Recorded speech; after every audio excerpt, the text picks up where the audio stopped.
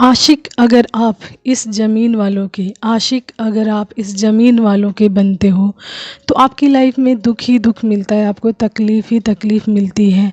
And यदि आप आशिक बनते हैं उस आसमान वाले के, जो उस आसमान में रहता है, वो खुदा, वो भगवान, वो ईश्वर जिस पर आप बिलीव करते हैं, विश्वास करते हैं, आप जब उन पर पूरी तरीके से ट्रस्ट करते हैं, उनके आशिक बनते हैं, ठीक है। यानी उनको अपनी लाइफ में पूरी तरीके से शामिल करते हैं, उन पे ट्रस्ट रखते हैं, उन पे भरोसा रखते हैं, तो आपकी लाइफ में खुशियाँ ही खुशियाँ आती हैं।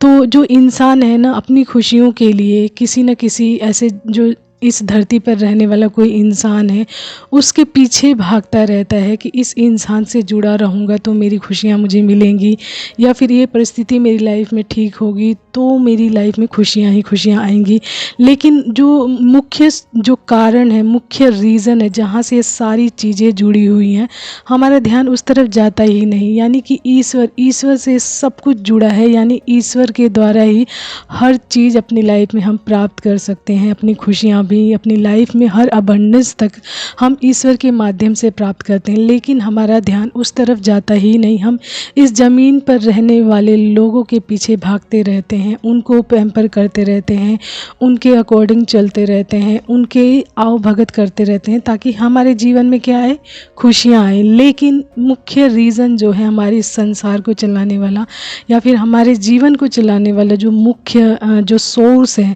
यानी ईश्वर, हमारा ध्यान उस तरफ पूरी तरीके से जाता ही नहीं। जबकि हमें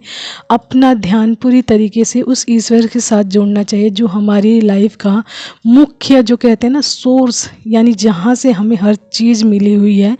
वो उस चीज़ पर ध्यान रखना चाहिए, ताकि हम अपनी लाइफ में हर चीज़ प्राप्त कर सकें। तो देखिए, आप जितना ज़्यादा किसी इंसान के पीछे भागोगे ना, किसी खुशी के लिए या फिर किसी भी अबंडेंस के लिए, या फिर किसी वजह से आप किसी भी इंसान के पीछे बहुत ज़्यादा भागोगे ना, तो आपको दुख ही दुख मिलेगा, तकलीफ़ ही तकलीफ़ मिलेगी। एंड वही चीज़, जब जो चीज़ आप कर रहे हो, वही चीज़ ईश्वर के प्रति आपके अंदर आ जाती है। यानी आपका ध्यान ईश्वर में लग जाता है ना जब, एंड आपको ईश्वर में ट्रस्ट हो जाता है, ईश्वर में विश्वास हो जाता है, तो आपकी लाइफ का, जो कहते हैं ना, ट्रैक ख़राब भी हो ना, बिगड़ा हुआ भी हो, तो वो सीधे सुधार की तरफ आने लग जाता है। एंड कहीं ना कहीं जाते जाते आपकी लाइफ एक ट्रैक पर आ जाती है, आपका जीवन सुधर जाता है, एंड आपकी लाइफ में क्या आती हैं, खुशियाँ ही खुशियाँ आती हैं। ये थोड़ा सा डिले होता है, लेकिन ये